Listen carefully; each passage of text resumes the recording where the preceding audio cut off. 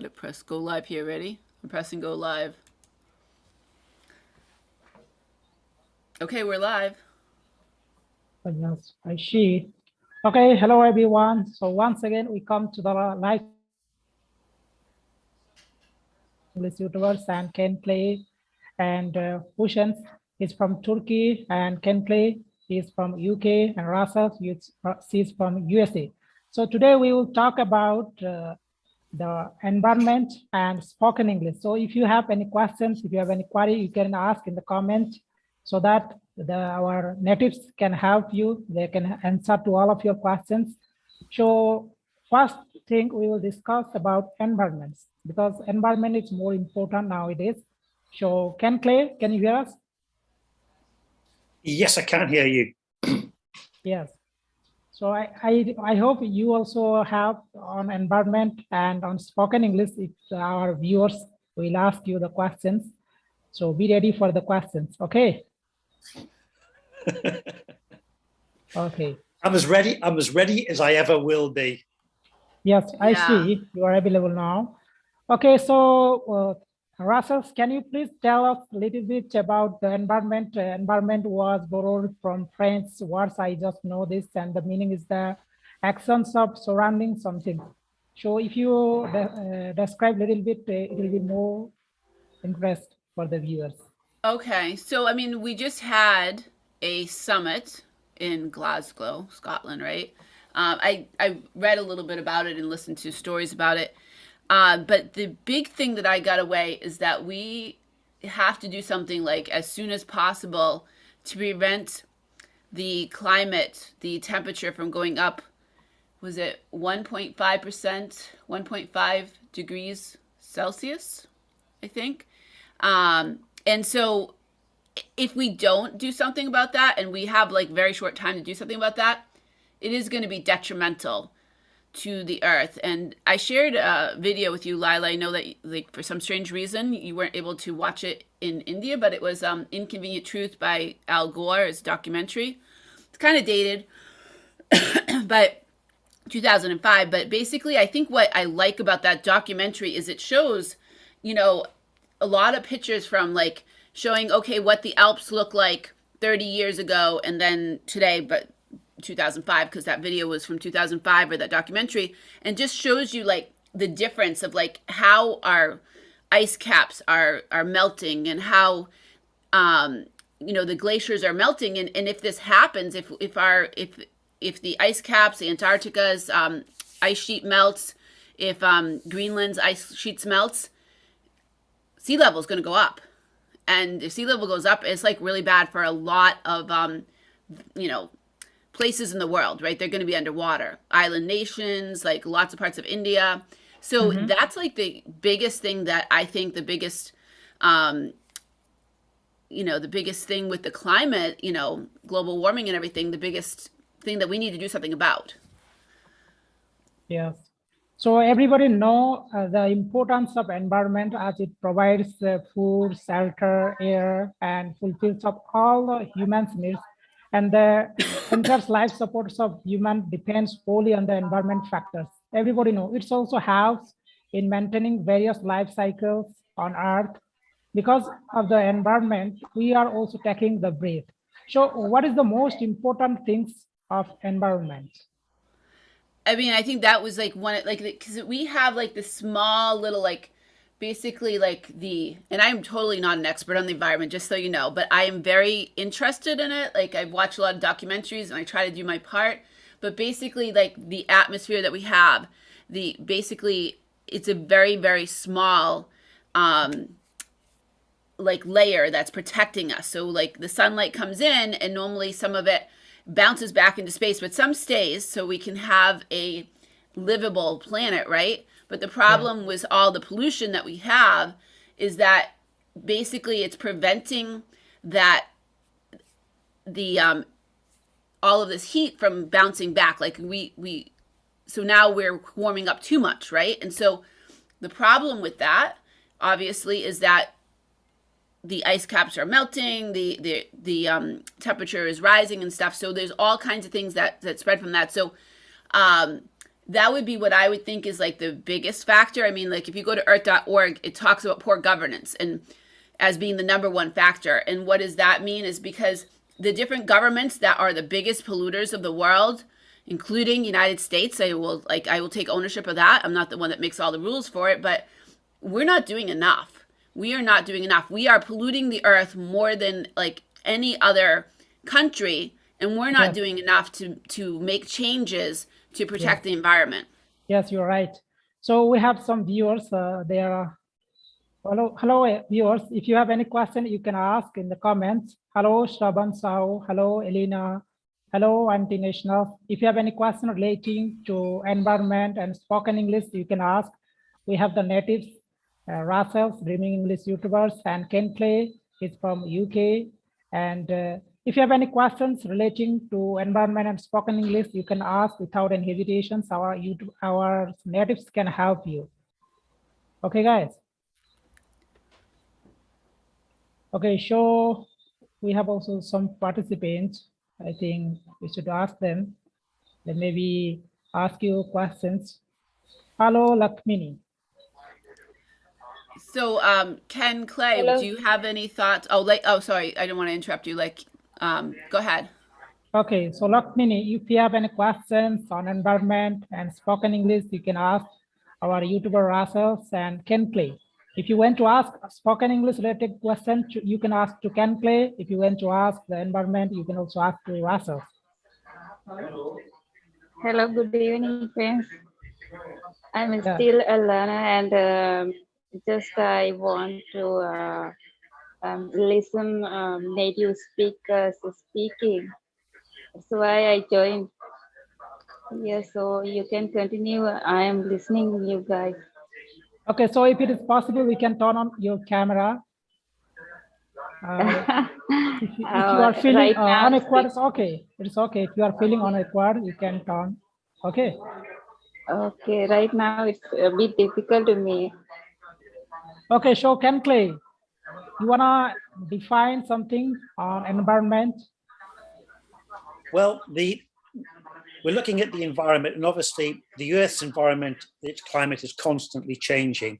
So the question is, how much is man helping to change or is adversely affecting the Earth's climate? Obviously, you have to look at the population explosion since potentially, the last century. Well, in the last century, given the fact that we're currently in a different century. So the Earth's population from the mid 20th century has absolutely increased exponentially. Your own country, Lila, has a massive population growth. Some of the Western countries have had a much smaller population growth, and that is probably easier to deal with. But some of the more advanced countries are also some of the biggest polluters, and we're also the biggest consumers.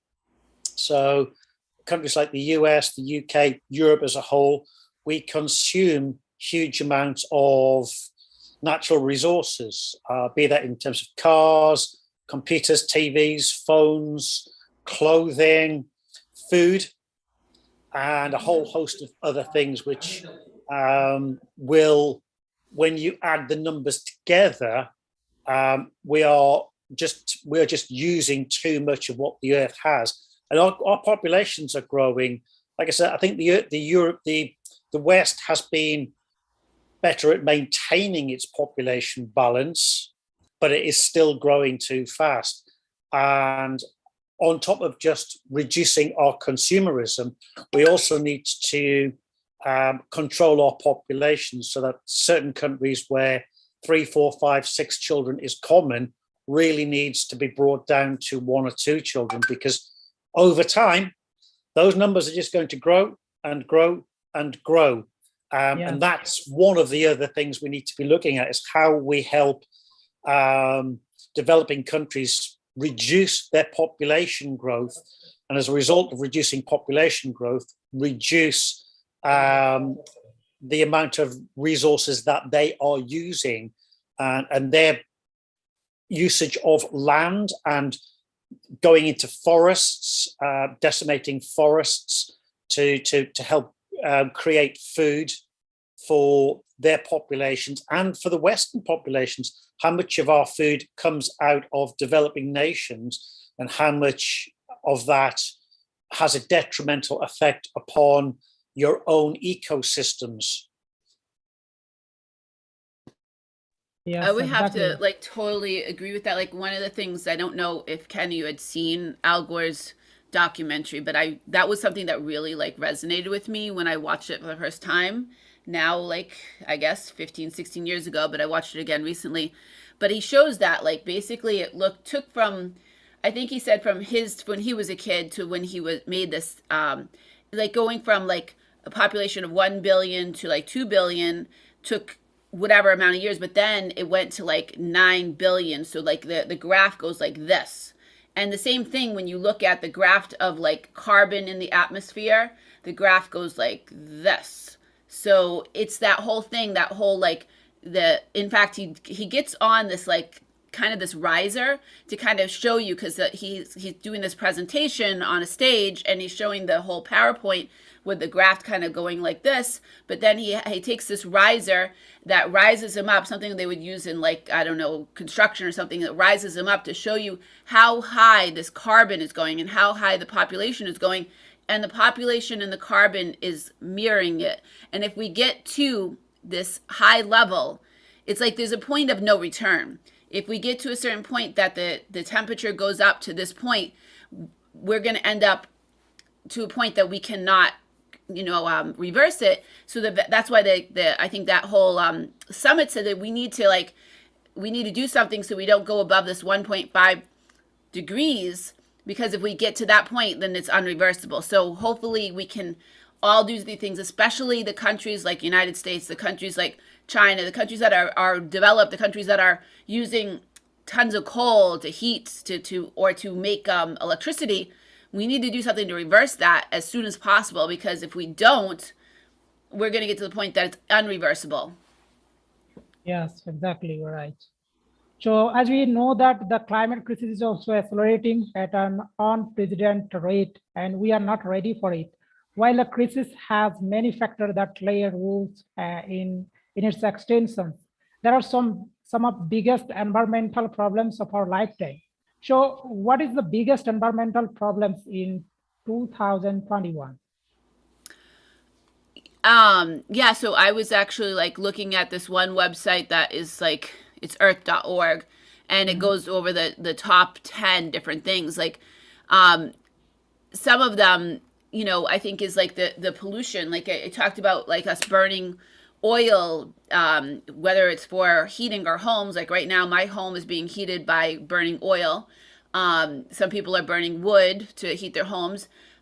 You're burning gas when you're driving your car, or petrol, we call it gas in the United States and whatnot. But basically, we're putting all this pollution into the environment, that we're not only like causing this whole problem of the global warming, but we're causing pollution that we're breathing in. And there are basically some places in the world where it's unhealthy to go outside and breathe the air. And that's like a huge problem. It's like leading to, I don't know how many deaths, but this one website that it's earth.org, talks about it being like millions of deaths that are caused by the pollution. Yes, we are right. So we have some participant also, Fatima, she's from Bangladesh. So Fatima, if you have any question on environment and spoken English, you can ask.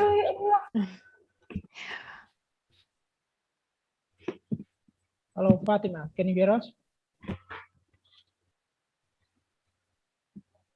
Hello. Yes. Hi. Yes, I can hear you. How are you all? Good, Yes, thank we you. are How are doing you? well. Yeah, I'm also good. And I was listening just a few minutes about, you were talking about climate change. And yeah, I was listening you. So I have no any question, especially. So I was listening there. They are talking about the causes of environment, climate change. So I would like to say that if I talk about my country's situation, so there are a lot of things are happening, which is also a reason for climate change. Like the teacher said that burning fossil fuel, as well as sea raising, and other lot of issues. And we are ultimately responsible for this changing. So we are using gas and a lot of things like, brick field, which is a very much dangerous for changing our climate. Because in our third world countries where we are a lot of burning brick, and as a result, though a lot of what is called um, some things, our environment are polluted by air, those burning air. So I think so. Not only our countries, it is affecting all around the world. So especially third world countries peoples have to be more conscious about it, have to be aware, and have to learn what is the good for environment and what is bad for environment. I think not only government can do this, can tackle these problems. Our general people have to be alert about it, have to study about it. I mean, So- I totally agree with you, because the more people, general people, do something about it, or think it's important, the more likely that we're going to tell our governments that they need to do something about it. Because I think that if people are just consuming and they think it's no big deal and they're not doing anything about it, ultimately, like, yes, we can, like myself, I put solar on my roof, and I will try to drive less, and I'll try to do whatever, but I'm one person. But if I can make my thoughts known to the government and to whatever, to the people that I elect, then hopefully the more and more people that tell the governments that that's important to them, hopefully we'll make some changes, right? But here, like in the US, one of the problems we have is lobbies. So we have a lot of lobbies that are super strong, that if we try to make all these changes for rules on manufacturing and whatnot, then the lobbies that give tons of money, like we have one representative that is from Virginia, and he gets money from the coal industry. So he goes against all of our clean energy things because he doesn't want to lose that money he's getting from the coal industry. And they give him tons of money. Plus, he also thinks about the people in his state that have jobs from the coal industry.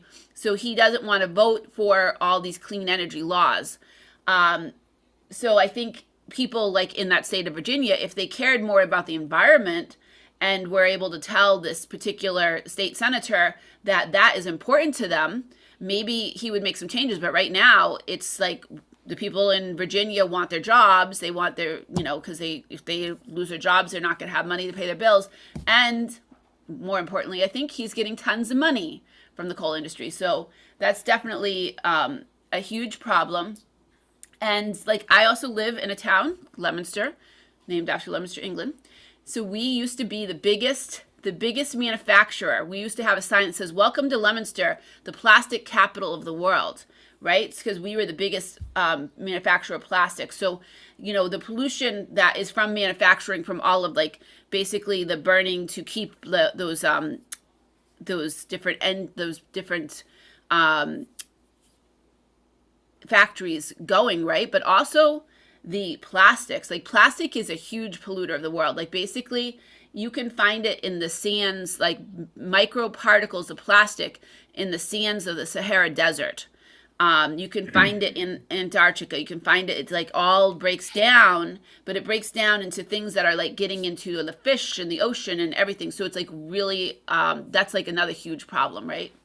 Yes, you're right. There are so many major environmental problems like pollution, global warming, our population's loss of biodiversity, and deforestation. I think one of the big issues we have in terms of the West is that our consumerism and our throwaway culture. Not just throwaway as in when it breaks, throw it away, don't repair it, but literally throw it away.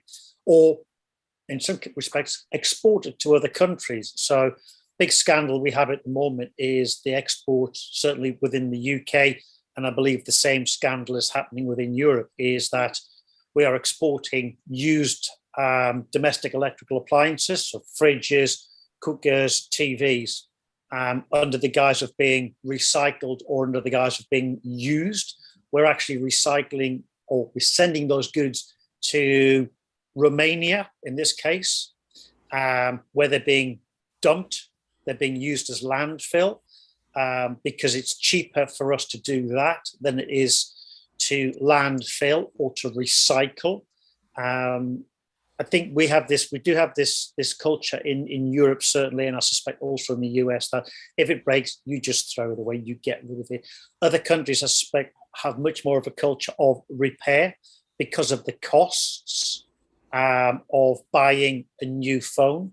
So certainly in the UK, everybody is after the new iPhone 12, 15, whatever, and they will throw the old phone away rather than keeping it for as long as possible, utilizing that product till it breaks, then getting it repaired, then keeping it going to the point where it no longer has a serviceable life. I think we are very much countries or nations who are based around consumerism, around the disposability of goods, which are actually very polluting to create and very damaging to the environment because of the natural resources that they need to be made. So, you know, the precious metals, the glass, the plastic, all these things which we use to manufacture phones, TVs, cookers, whatever it might be, they all have to be extracted out of the earth. And even the process of recycling is still a very polluting process. It's not a clean process. So if you can keep goods in use for as long as possible, you're actually reducing the environmental effect or the effects by some considerable amount. So I think governments really need to prevent companies from building in obsolescence into the goods that they are selling us. And also we need our governments to mandate and dictate to the manufacturers of TVs, washing machines, etc., that these machines should be far more serviceable and repairable and not a throwaway product. I totally agree. Like, I mean, some of the things that you touched upon, little things like little plastic bags that in my life as a working mother made my life easier to just put all my kids' little things for the lunch in little plastic bags, which are, maybe I could try to reuse them, but most likely not because they're really not very well made, right? But then I'm just throwing them away. To, like, I know most of my friends want to get that next iPhone or whatnot. This is almost 4 years old, but again, here in the US, everybody's after the next iPhone or whatever the newest model of cell phone that's out there. But I've noticed too, like my parents, their washer and dryer it would last for like 30 or 40 years, and you could get somebody to come and repair it, and it was worth the money to pay the repair person to fix it. So now I'm just gonna have one of you right now until I'm done speaking. So now, like I bought myself throughout my adult life washer and dryers, and they only last, maybe the washing machine lasts about 8 years. The dryer for me lasts longer because I generally don't dry my clothes. I usually hang them. Also for like one, the cost of drying them, but two, also for the environment. But basically I've gone through like every 5 to 7 years, I need to buy a new washing machine. And if I was to find somebody to fix it, first of all, they're hard to fix. Number two, it could cost more than just buying a new washing machine. So getting to Ken's point of like this whole idea of like everything's disposable, we either want the newest iPhone.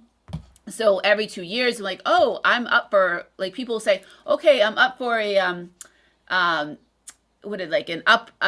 upgrade. Like, no, you're not up for an upgrade. Basically, that's going to cost you $1,000. But the whole point is that people have this whole throwaway mentality, and they want the newest and the newest of everything, and that is, contributing to it. And the point that, my phone being 4 years old, well, it's basically the battery is now no longer working very good because they built it for that whole thing that it's not meant to last. So basically after like 2 years, it's, not, I'm going to want to get a new one because it's not going to work very good. Yes, so we should clear to the participant and the viewers. We are talking about environment and spoken English. So if you have any questions, if you are watching, you can ask the questions in the comment section below. And if you have joined, you can ask also to our YouTuber, Rachelle and Kenkley. So Andrei, he's from Russia and he's the so he would like to ask anything, I think. Andrei, hello, Andrei. He has mute. Hello, Andrei, can you hear us? Yes, I can hear you. Yes. For your attention. Well, I'm at the public place. Maybe sound will not fine. It's fine. You sound okay. Okay. So it's very interesting to hear about what you're talking. It's very important, I think. And now I'm in center of the Moscow. Maybe you know. Yeah, and it's freezing cold here, and maybe I don't know about global warming something because it's very cold here in Russia.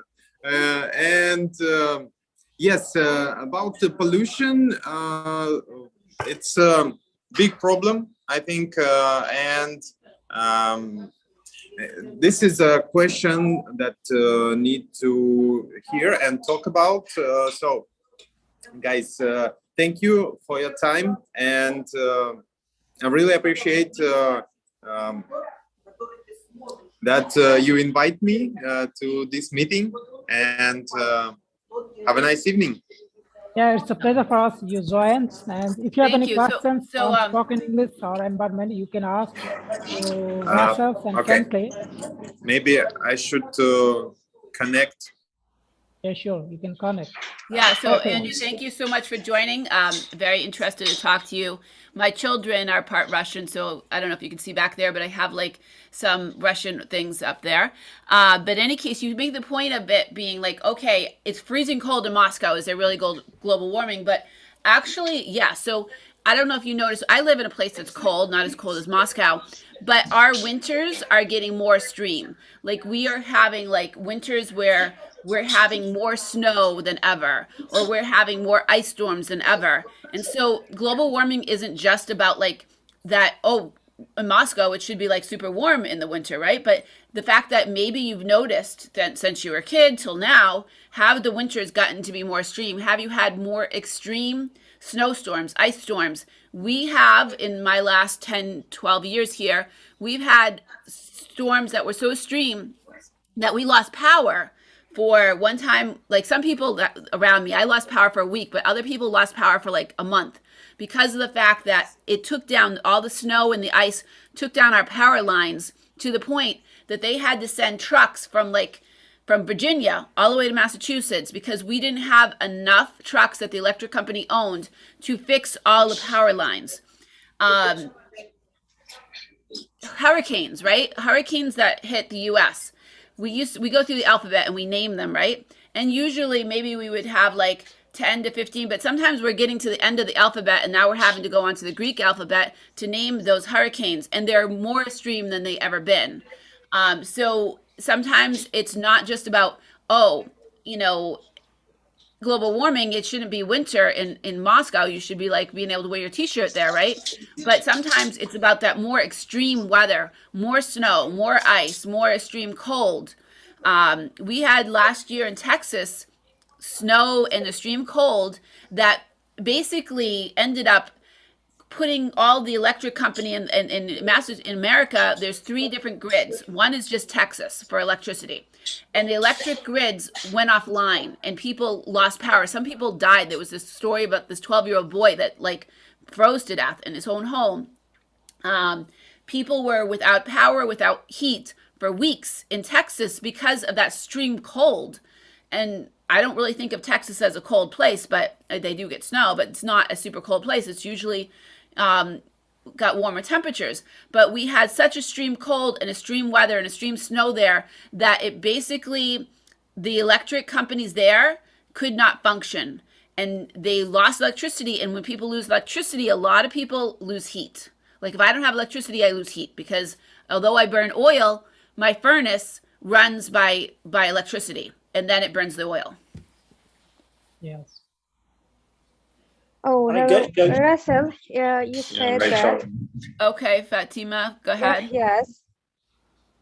You said that we are facing, you are facing like that a lot of cold in your country, and here in my country we are facing a lot of warm. It's very hot because of climate change. So like that, you are living in first world countries. You are facing cold weathers, and we are facing hot weather in developing country like us. So my question to you that what kind of disease we are facing by climate change? Could you please tell me what kind of disease?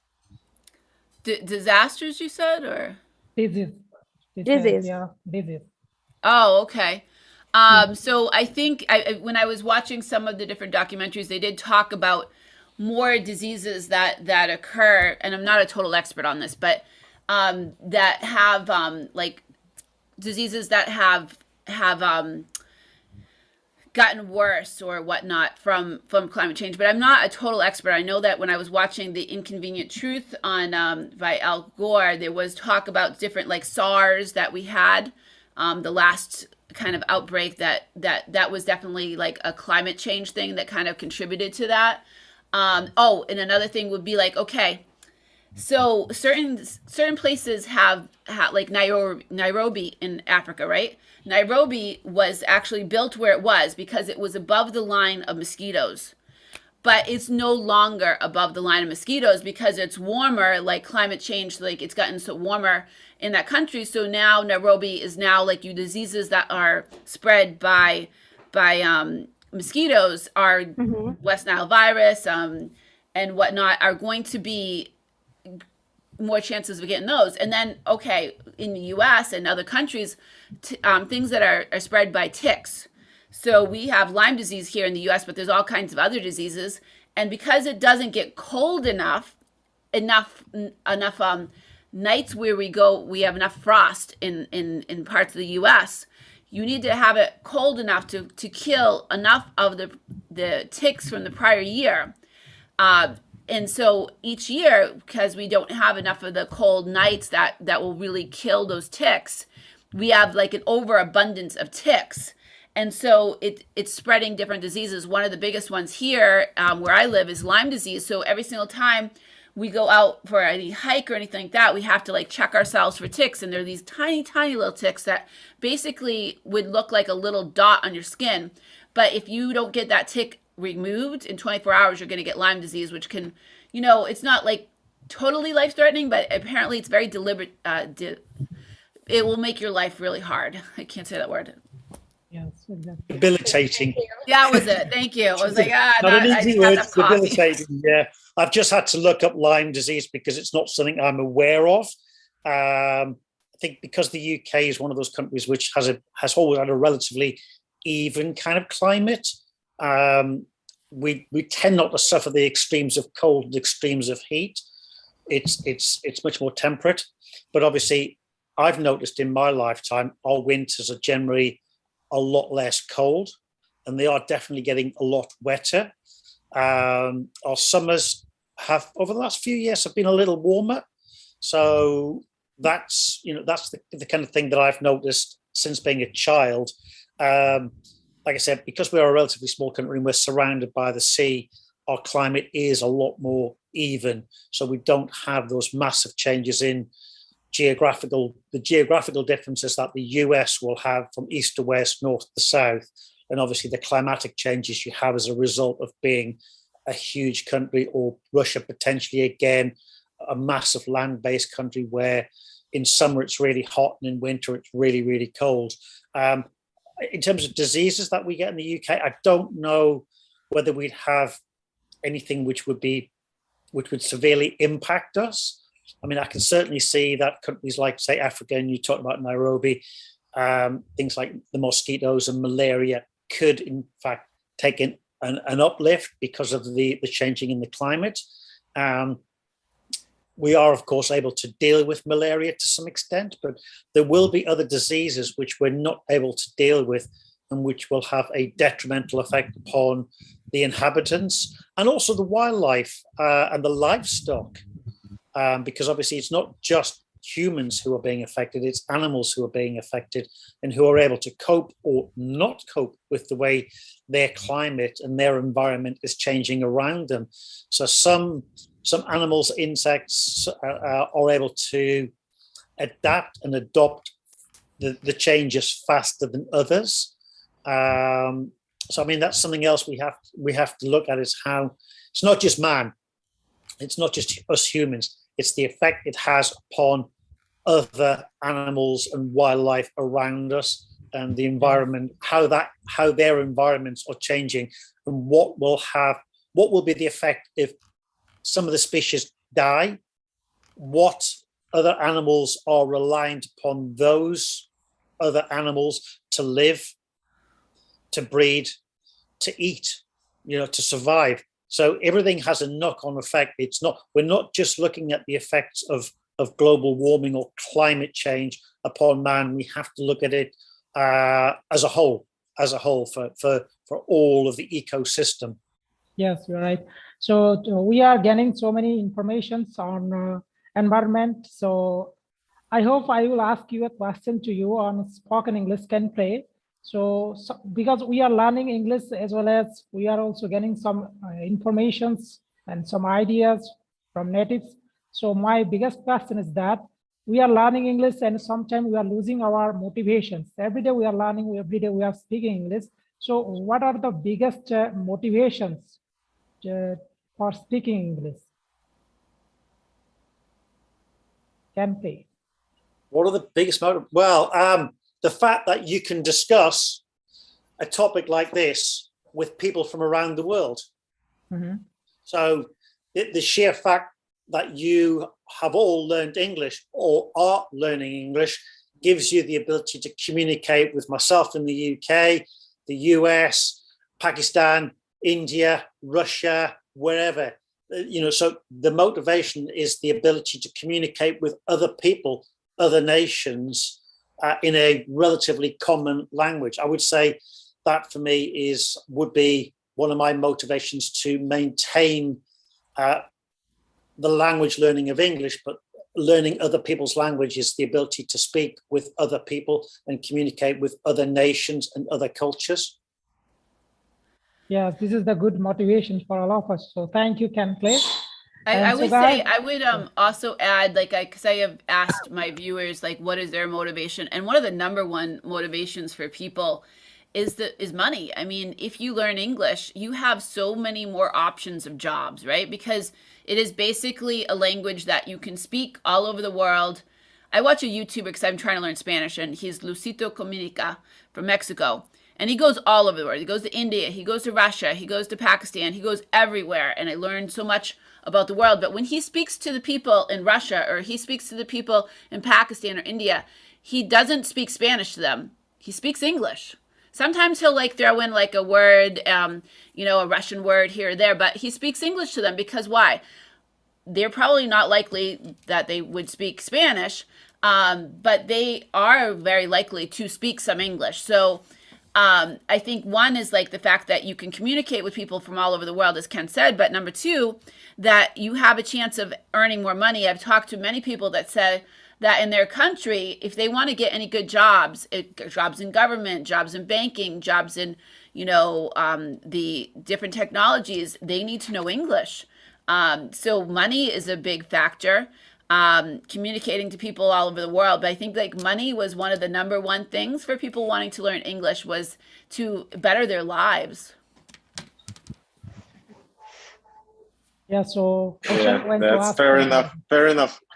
Right? And that's why, and that's why I learn English, because I work in international company, and we provide the virtual telephony, maybe you know.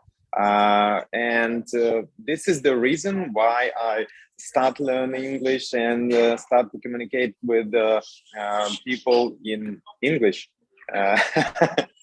And that's 100% true. Yes. And maybe I will add some. If you even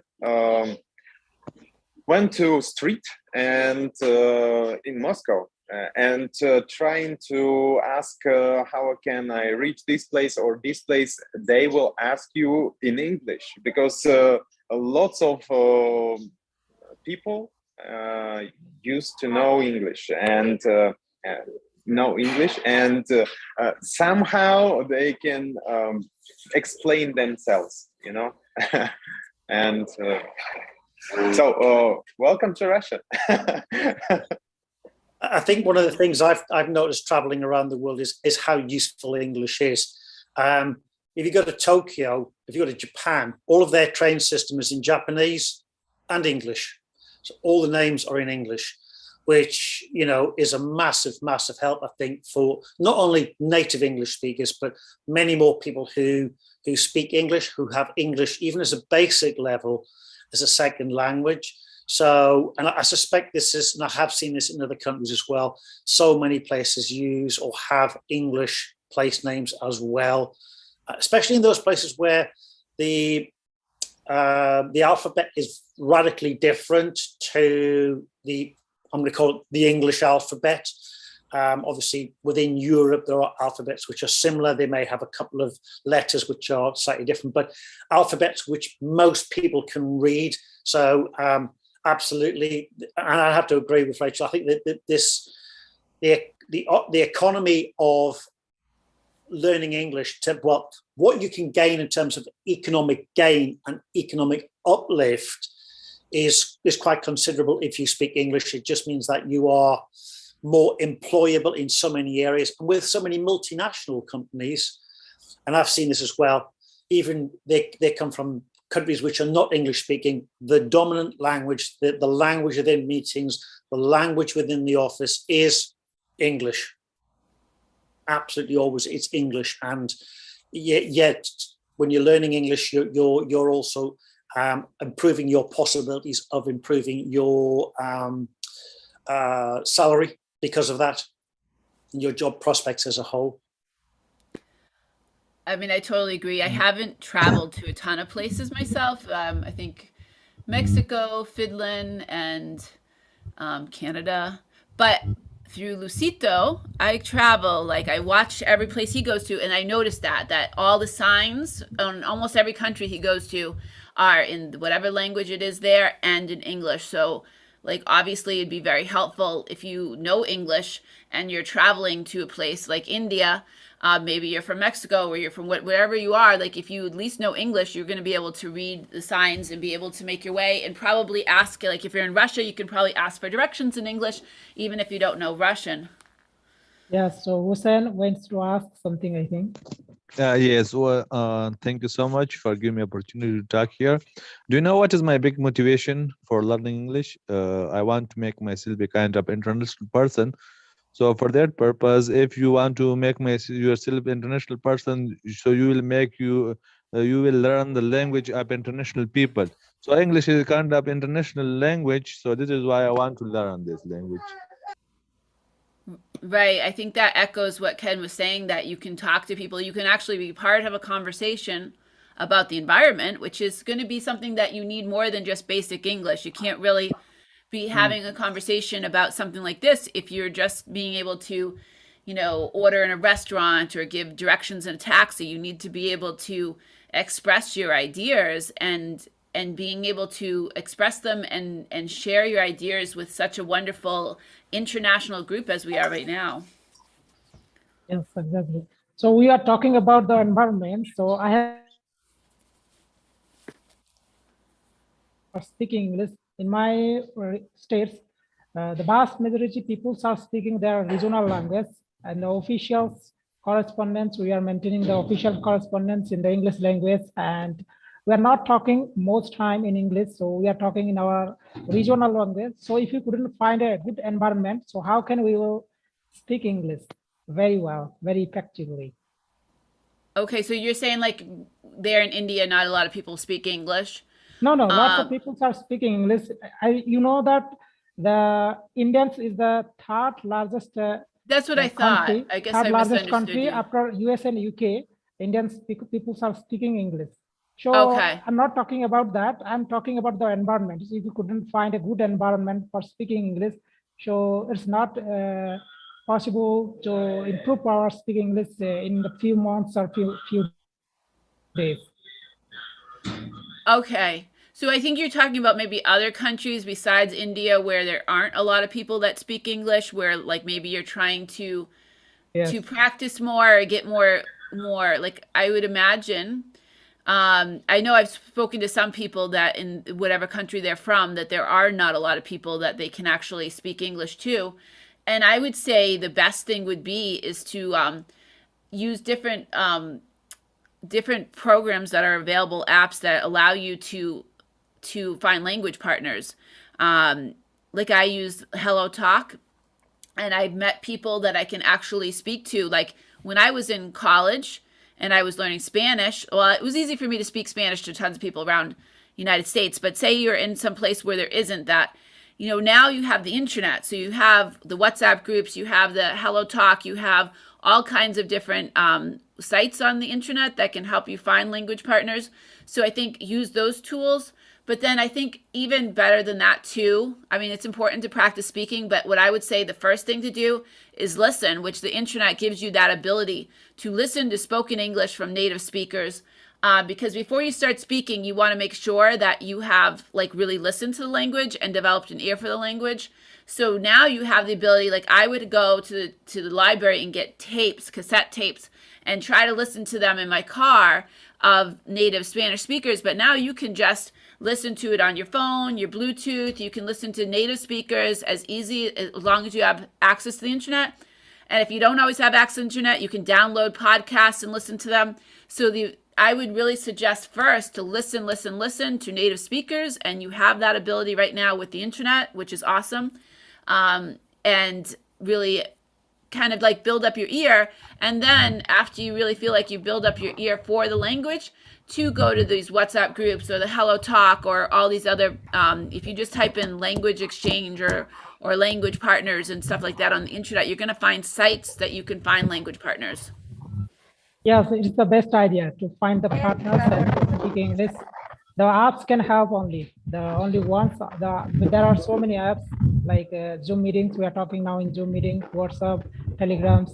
We can find native and non-native. Those are good in English, and we can talk with them to improve our speaking. Oh, exactly, you're right. Thank you very much. So, Fatima, Again, I'd have to agree with Rachelle. Yeah, I think I in terms of I'm learning Spanish as well, and one of the things I do is literally I don't watch English TV. I'm an expert at English, so I don't need to practice my English. So I literally just watch things on YouTube in Spanish. I listen to Spanish radio. I listen to podcasts, and it is amazing how you pick things up just by listening. So find a subject matter which interests you. Try and find videos on YouTube of a similar subject matter. Pick up that, you'll pick up the words about that subject or about that particular thing. And it's just total immersion. If you want to improve your language skills, it is initially, I think, about differentiate. Okay, so my wife is Japanese. And initially, when I was listening to Japanese, it was noise. I could not differentiate words.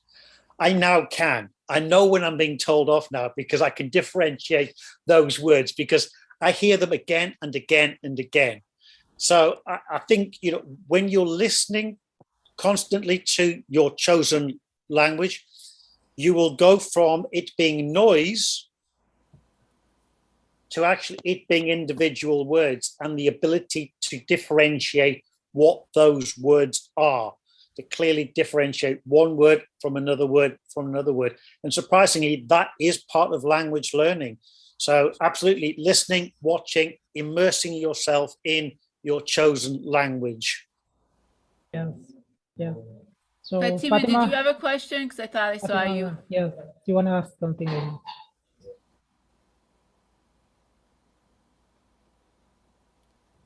Oh, no, I have no question actually. I was trying to share my experience that how did I learn English? How did I start to learn? So Okay. it's like said Russell and Kane, and they said that by listening and by practicing, which is the best way to learn English. So first times when I start to learn English, it was very difficult for me to understand native speakers or native speakers. So I start to listen some news like BBC, CNN news.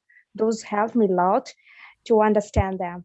So at first, I think that we have to be a good listener to be a good speaker. So And that I so agree with that. I think one of the things with listening to the news, especially BBC and stuff like that, because they have very good pronunciation. But if you listen to the news and you know what's going on in the world, even if you don't understand everything, you'll be like, oh yeah, I know about that. So you can kind of like catch some of the things. Like I listen to news in Spanish all the time. And I also like read or listen to news in English. So that way I keep up and I'm like, oh yeah, I know what they're talking about because I just read about that. And as Ken says, I watch almost everything in Spanish. Even I watched some things that were made originally for like maybe something that was originally like a British program, but I changed the language into Spanish because Netflix and stuff allows you to do that. So whenever I'm watching anything for fun, it's also in Spanish, even if it was a program that was initially in English, because of the ability of some of these like Netflix and Hulu to allow you to change the language. So I think trying to like consume everything in that language that you can, the news programs, the podcast, and finding things that you're interested in. I like shows, like if I like watching a show about murder mystery, I'll try to look for something like that. And then of course watch it in Spanish because that's what I'm trying to watch. So things that'll keep your interest, that'll pique your interest. Yes, yes. Watching movies and series can help also to improve our listening skills as well as speaking skills. So, Richard, do you want to ask some? I think Richie wants to ask something, and I'll chip in after that. I want to ask you. So here we only talk about pollution, is nothing else. I mean, that's a good point. There's lots of different things that are environmental problems. I mean, if I'm looking at earth.org, I mean, I think pollution is one of the things that contributes to all the other problems that are in the environment.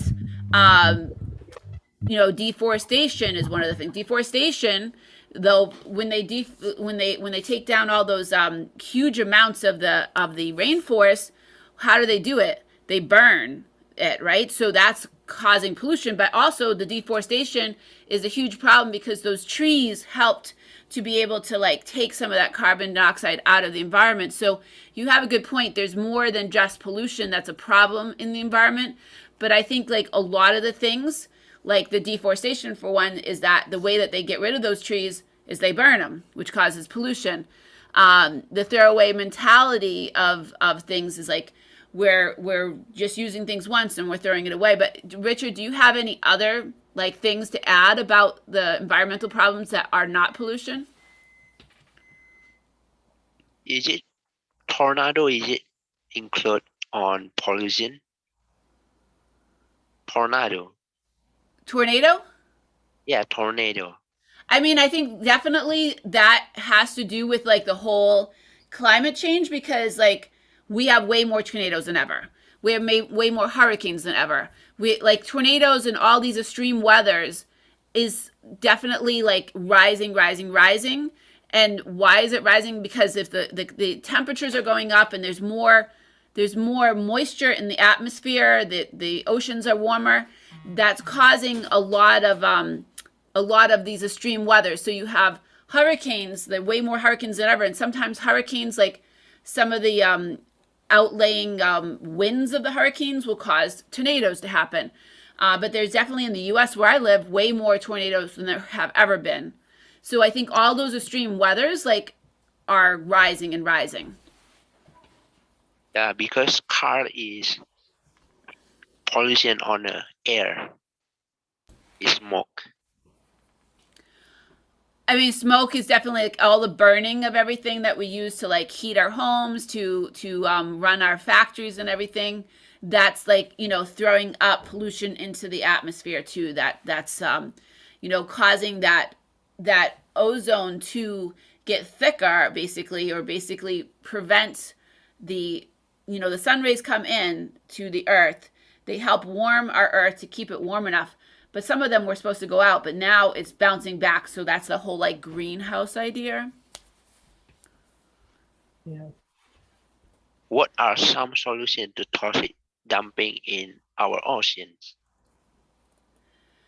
I mean, I think some of the solutions is like trying to not have this throwaway mentality, like Ken was talking about, having things that last longer, that don't have to be repaired, that don't have to be not repaired, but don't have to be replaced.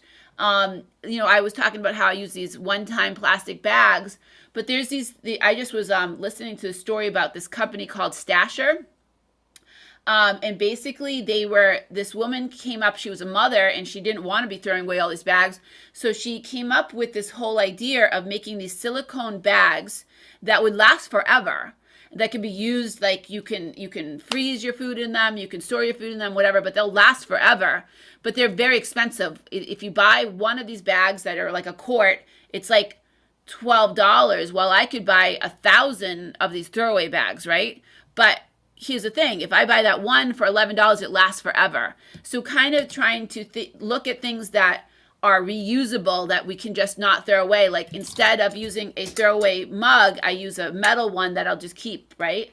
So I think the idea of things that are making manufacturers, like governments saying you have to make your things last longer, people having the mentality of buying the reusable things and not throwing away. Those are some of my solutions. I'm not an expert on the environment. I just am very passionate about it, and I think we need to do things.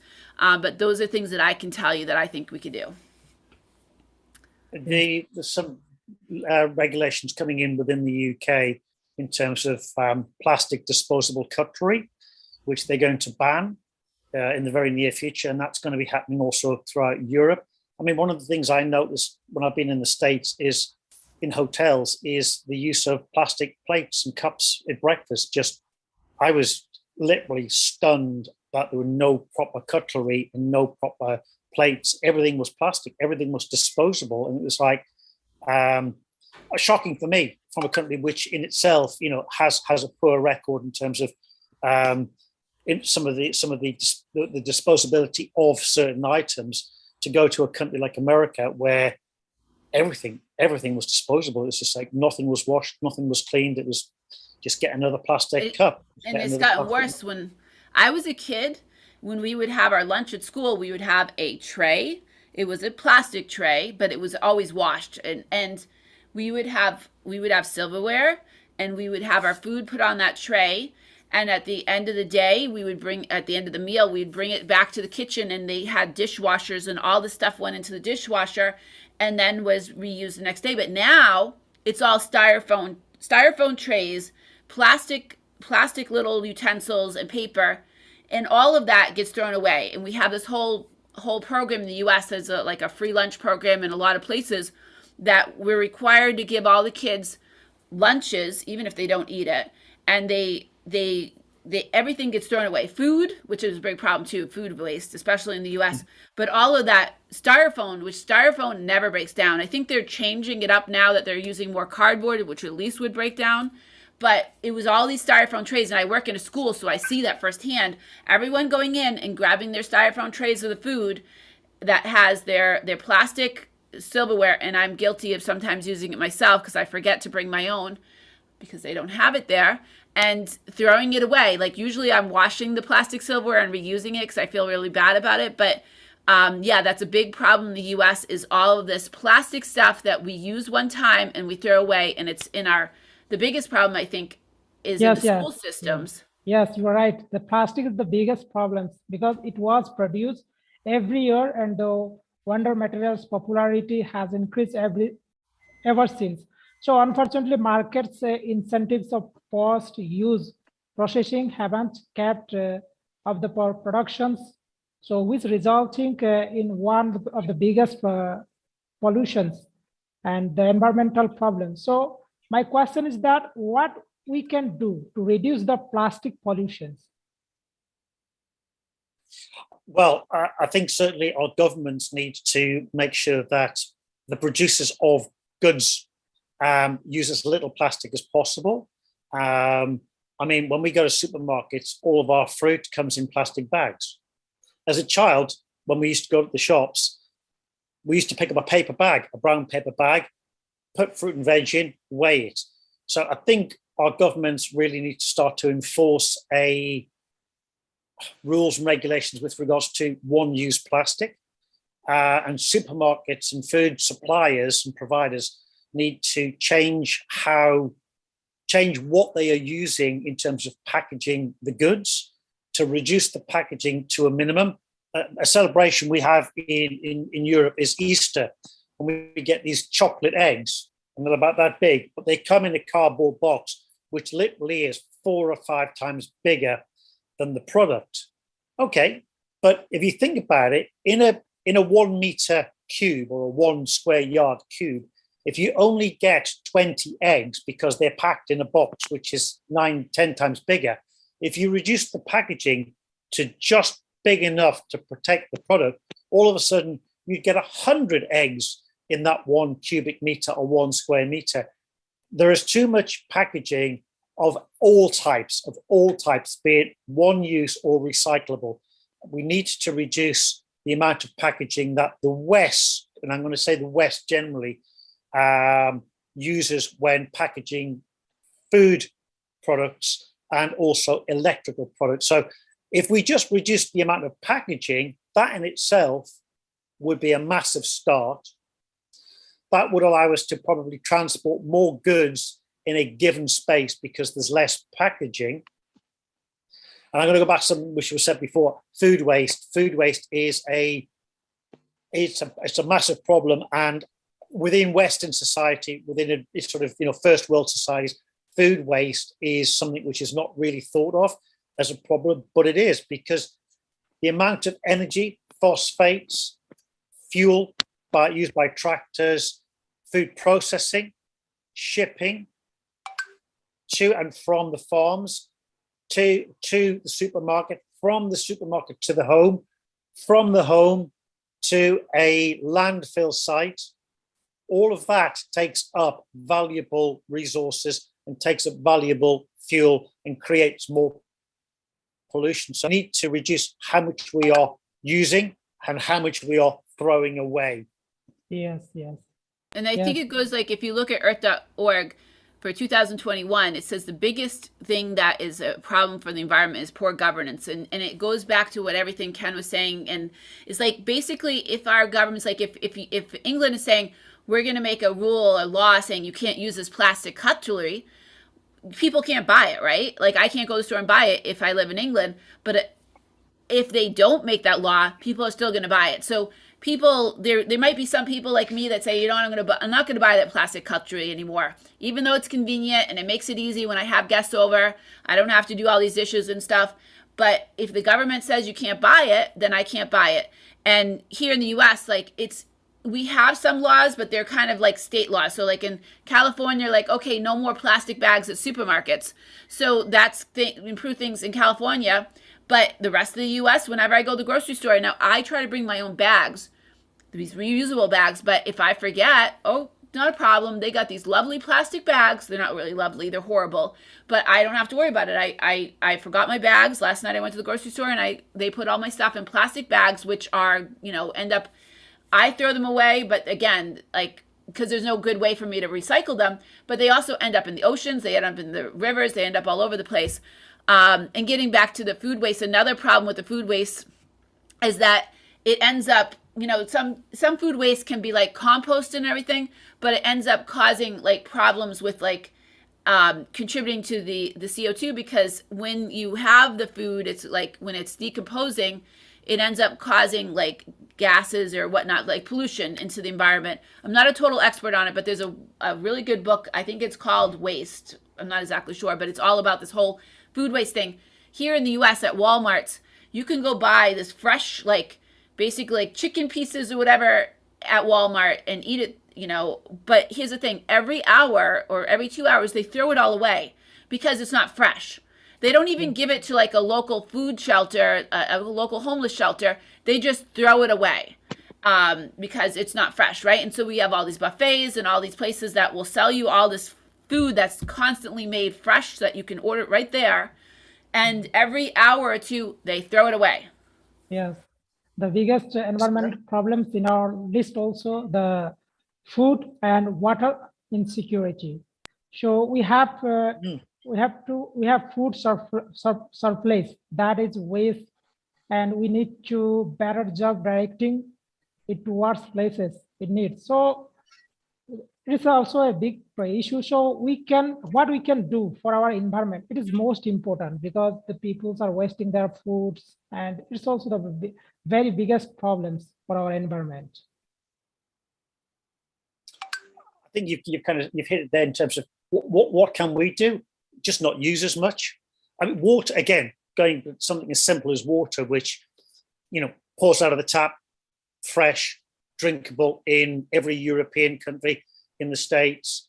You know, there are many countries where where you cannot drink the water because it's undrinkable. So you're using bottled water. Why in the West are we buying water, which is more expensive than petrol, gas, the Americans? You know, a litre of water in the UK is more expensive or as expensive as petrol for our cars.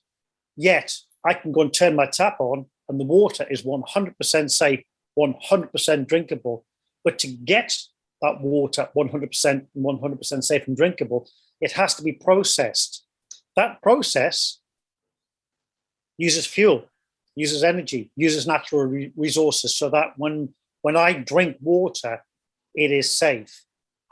Everything we use, so the less water I use, either drinking, food preparation, shower, washing, the less water I use means less natural resources have been used to produce that. So, and water in many countries is a big problem, not only just in terms of the scarcity, but the quality, the drinkability of that water. But yes, here in the West, here in Europe, in the UK, and I suspect also in the US, bottled water, shipping bottled water around in trucks, into shops, into stores. Why? Why are we doing that? We're being sold this pup of we need to be drinking bottled water when the water coming out of our taps is absolutely 100% safe, 100% drinkable, but we're being sold this need to drink bottled water. I don't get it. I don't get it. I rarely drink bottled water. I just find it a very strange concept. Drinking bottled water. We're being sold something which we don't actually need. We're being sold a lifestyle. We're being sold an image that it's good for us to be drinking bottled water when tap water is absolutely 100% drinkable in Western countries and in the US. Yeah, the tap water is also drinking in Indian people. So they are suffering so many diseases. Yeah, I absolutely agree. Like here we have a company in Maine and it's called Poland Springs. So they sell this water that is spring water that is supposed to be so much better than the tap water. And, you know, where I work, we have every like 2 weeks, we have a truck come in and he delivers big jugs of it that we stick on this like dispenser that gives us our fresh Poland Spring water from the springs of Maine. So we are sold this whole idea that if we get water from our sink, it's really not from our tap, that it's really not safe to drink, that it's better if we buy this bottled water. I do not buy that. Like very occasionally, you know, I might be out somewhere that I just need to buy a bottle of water, but I generally don't. I drink the water from the tap. When I'm at work, I drink the water from the tap. But it is like I have some friends that are, I think I have a friend from Panama. and she will buy the water because I think in Panama the water was not safe to drink. So she still believes the water here in the US is not safe to drink, so she buys the bottled water. So I think it's like probably trying to educate people that the water is safe to drink, because we are sold the whole idea. Like there's these commercials and they show this beautiful spring in Maine that's like totally clean and everything, and the idea is like, if I buy this water, I'm going to be healthier if I buy this Poland spring water, for instance. Yes. So we have also some participants. Maybe you should give a chance to them. So Sharside, if you would like to ask any questions on environment and spoken English, you can ask. So Fatima, do you want to ask anything? Hi, Lila. Hi. Sorry, hi, Lila. How are you? Much to ask. Okay. Okay, Fatima, go ahead. Yeah, I would like to ask Ken and Russell that we are talking about, and they are giving us a lot of explanations about climate change. And after hearing all this, I would like to ask them, in which country will suffer a lot in futures by climate change, and what would be the result? So what kind of things and which country will suffer a lot by climate change? I mean, I'll go first, and then Ken can, like, I, from all of my kind of watching documentaries and reading, I think the countries that are going to suffer the most are countries like India, countries like Bangladesh, where I believe you're from Bangladesh, countries like that have basically their sea level is very low, or they have a huge amount of people that live near sea level, at or near sea level, because when the sea rises, it's going to, those countries where huge populations live at or near sea level are not going to have a place to live, and they're going to have to move someplace very, very quickly. So I think that is where there's going to be the biggest impact. What about you, Ken? Following on from you, I think where you have those countries, probably the poorest of the countries, which have huge populations, which are close to sea level, if the sea rises to a certain point, that's going to be pushing people further and further. It's going to be cramming people together, and they're going to be, I think they're going to be not only fighting for space, but fighting for food, fighting for fresh water, and that will have a detrimental effect upon their neighbours as well. Certainly, I mean, there are quite a lot of islands around the world who have the potential to be inundated, to be flooded, to be lost because they're going to get covered in water. And what will happen to those populations? Where are the residents of these places going to go? A lot of Western society, a lot of Western countries can probably financially deal with upping sticks and moving people or trying to fight the problem.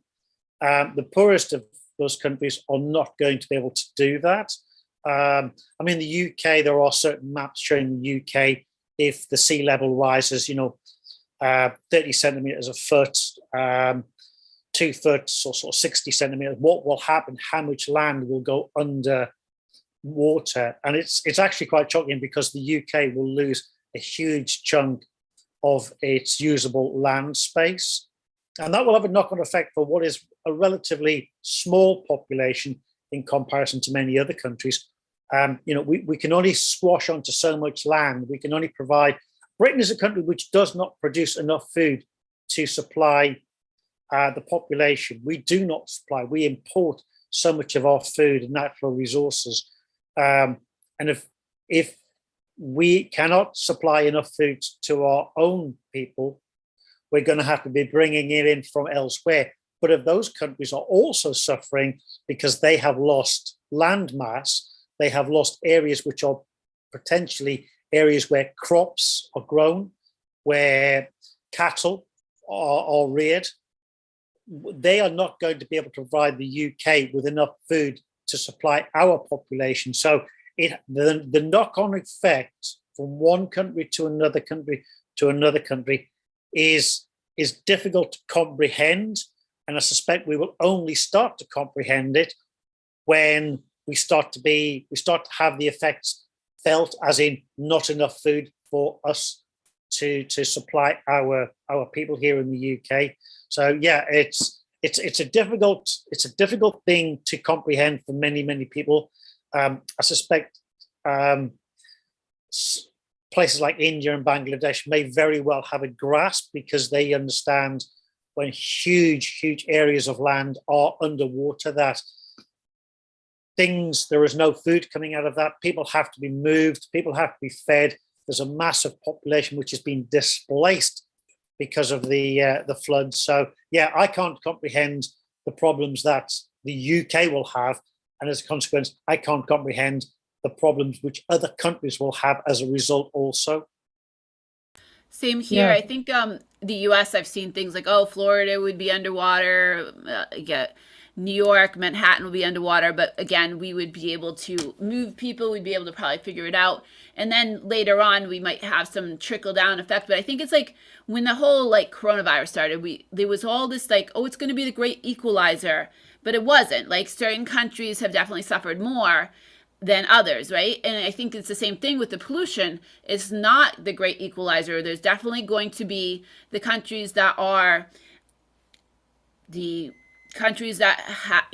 developed, like England developed first, and you have like United States and all like what they call the developed world. We will not suffer as much in the beginning for sure. So it will not be a great equalizer. There'll be like this trickle down effect where there's the countries that have these huge populations next to sea level, and they'll be like pushed inland, and they'll be crammed, and there'll be problems with farming, and then there'll be problems that we suffer. But that's where I really think countries like the United States, countries like Britain, countries like Russia, countries like China, and so on, that have more resources can do more to basically do more to help the rest of the world. Because bottom line is that if we don't do more, like if the US doesn't do more, where we are 20%, or I don't know what the exact percent of the population we are, like a small percentage of the actual population of the world, but we are a super small percentage of that whole world, but we are polluting more than probably any country in the world. I looked at the statistics last night, but I don't remember them. But bottom line, if countries like the US don't do something about it, we're going to be causing problems for others. So I will definitely take ownership. I am not totally in charge of it, but I will definitely take ownership and do as much as I can. But that's the problem started here. The problem started in Britain. The problem started in the countries that were first to develop, the first to industrialize. And that's where the solutions have to really start first. And I wish that in the US we were doing more like Britain's, like, okay, no more plastic cutlery. Okay. Okay, sure. Can play.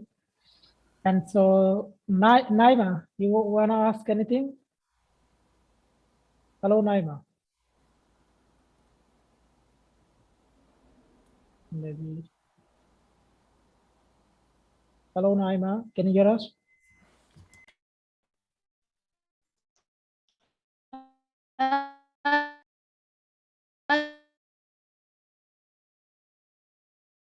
Okay, her voice is breaking. Maybe some network issue. So, If you want to just put a question in the chat, you can take part that way if you have a problem with your mic. It sounds like you probably have a problem with your mic. okay, so Shashai. Hello, Shashai. Hello, Lila. How are you? Yeah, I'm Hi. good. So, do you have any questions to Rachel? or No, to thank Kay? you. I'd like to join today. That's all. Thank you.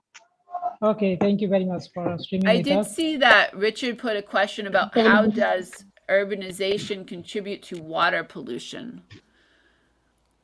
And that's a really good Yeah, question. I'm Rachel. not a total expert on that.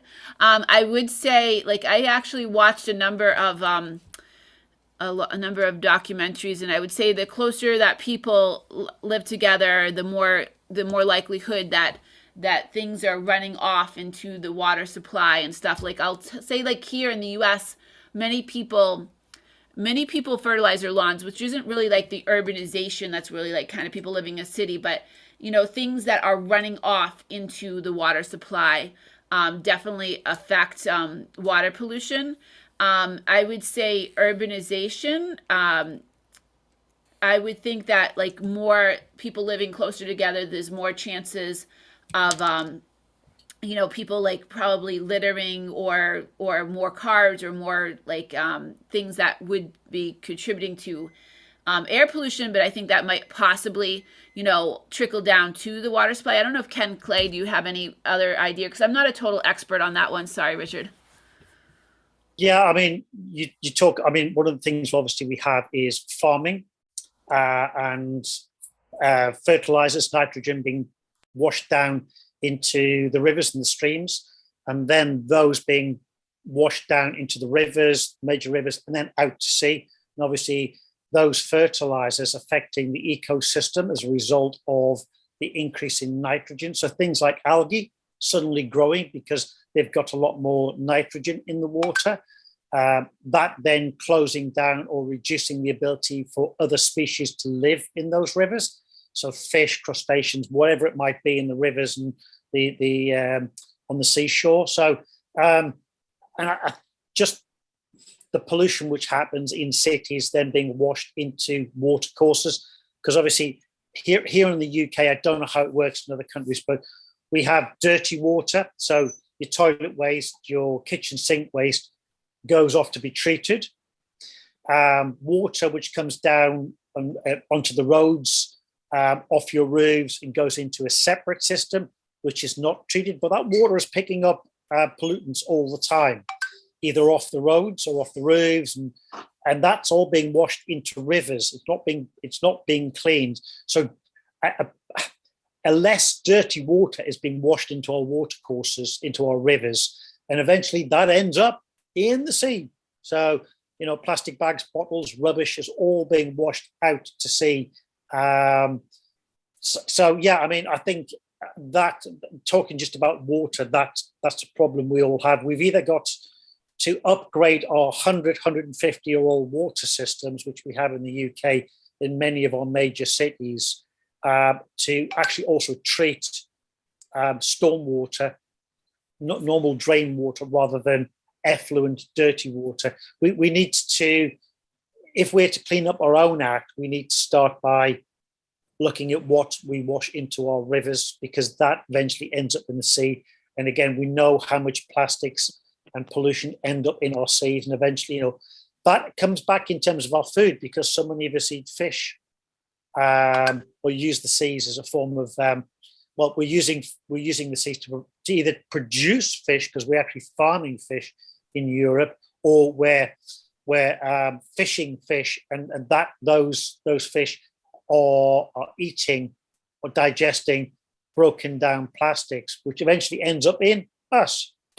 So yeah, the problem is a massive. It's a spider's web of a problem. It's a spider's web of a problem, because one thing affects something else, affects something else, affects something else, affects something else. It's not just a problem on its own. This is not a problem on its own. It's a massive spider's web of a series of problems which are all interlinked. Yeah. I also see that you're asking about carpooling as a way to reduce air pollution, and what stops people from carpooling to work. So yes, definitely if you carpool, like here in the US, we don't have a lot of public transportation. Depends, like if I live in the city like Boston or New York, I can easily take a bus or train or subway to work. But where I live in Leominster, Massachusetts, and I have to drive. There is no bus, there is no train, there is no subway to where I work in Worcester. So I have to drive each day, and it's about a half-hour drive. So I am definitely, and I can't really carpool because there isn't anyone else that I work with that's going there. But definitely, if people have the opportunity to carpool, that's definitely going to help, because there'll be less people. And less cars, right? So they have, in the US, we do have, like on certain highways, there's carpool lanes. So if people have more than one person in their car, they can drive in the carpool lane. I don't see too many people in those lanes. In the U.S., lots of people like to have their own car because then when they get out of work, they can just go do what they want and they don't have to like, oh, I'm carpooling. Now I got to drive home because, I have to drive Susie home and we made that agreement, right? So I think there's that big individualism that in the U.S. that causes people not to do it. And then I think the bigger solution besides carpooling would be to build out more public transportation in places like the U.S. Have the ability that I could take the bus or the train or the subway or something to work, which I don't have that opportunity to do so. So I definitely think that would help. I don't know if Ken, you could. Possibly. Yeah. I'll jump in for one last so- moment before I go. Yeah, I mean, obviously,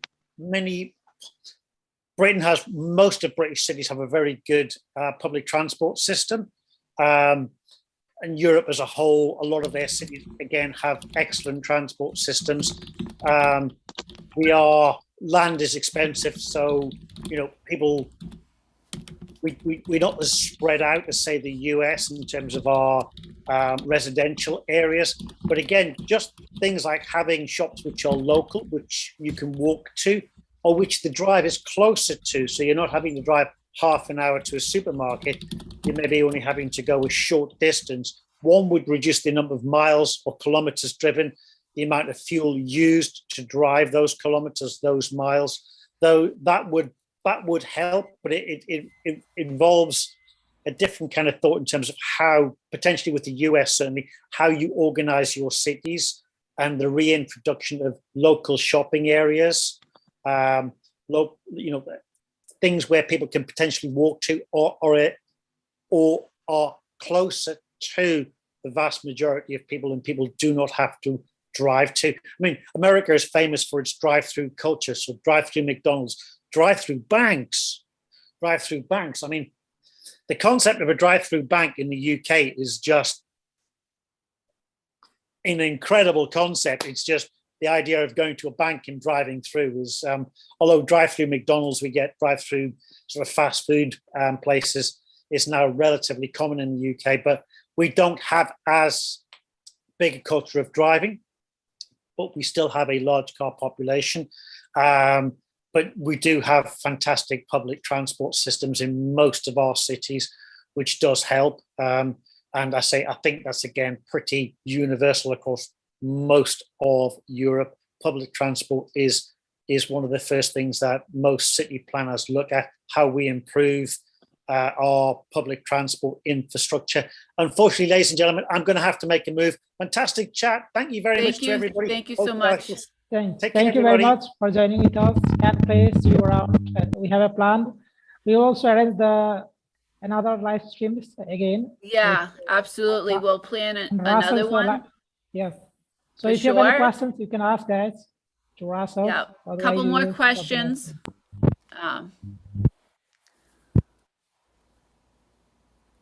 I think Fatima, they should think.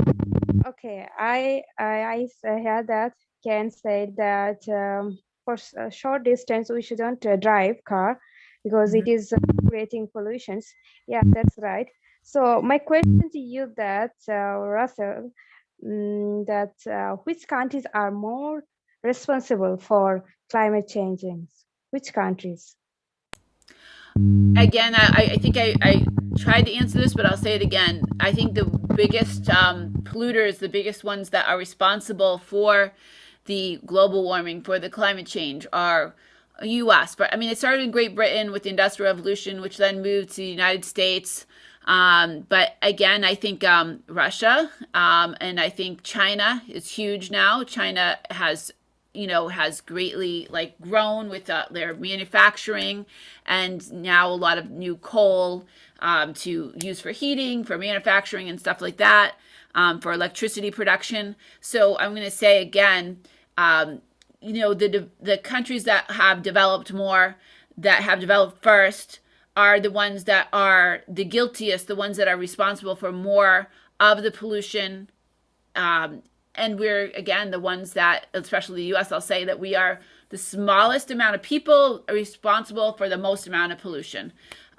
So, yeah, I'm not sure if that answers your question, but I will say I'm from the United States, and we are guilty. Not me personally, but I do, I have used all those like reusable or one-time use like plastic bags when my kids were small because it made my life easier. I'm making changes to improve, but I'll tell you that there are a lot of people that in here in the US that are just this throwaway economy that always want that next iPhone, and I have no problem with just all these one-time use things. So I'm hoping that answers your question. I think we have time for one more question, and then we're gonna have to end because it's been an hour and a half.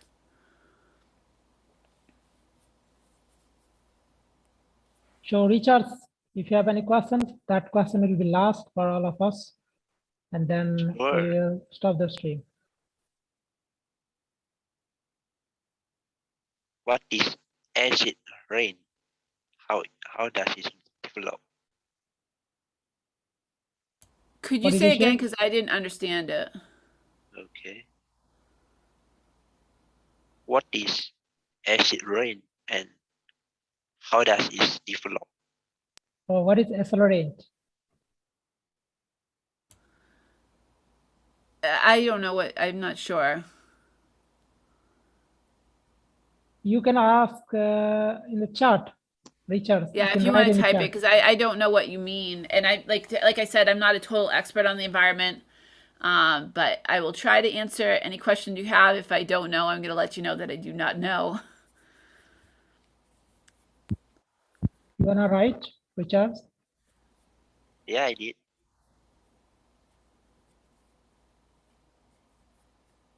I'm going to say that I don't know the answer to. I'm not sure what you're asking, and I don't know that I know the answer to it.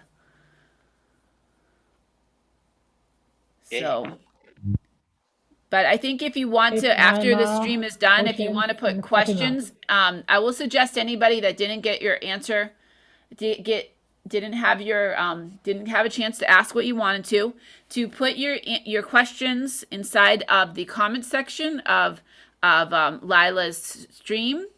And I will try to answer them later by typing them when I can. So please use that comment section. Make sure that you like this video.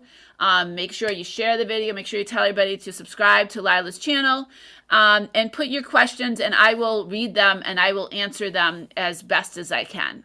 But thank you so much. We will do this again. Next time we'll be streaming to my channel. We'll do this again once or twice a month, and it's been awesome. I love the conversation. Thank you, everyone. Okay, so don't forget to subscribe to Rasa's channels also, Dreaming English YouTubers. He really is doing great work for all of us. We are learning from her, so she's doing really great work. So I appreciate that you are doing really such kind of works. So thank you so much, guys, for streaming with us. See you around soon. Bye-bye. Okay, thank you. Bye-bye. All right. End stream, end it.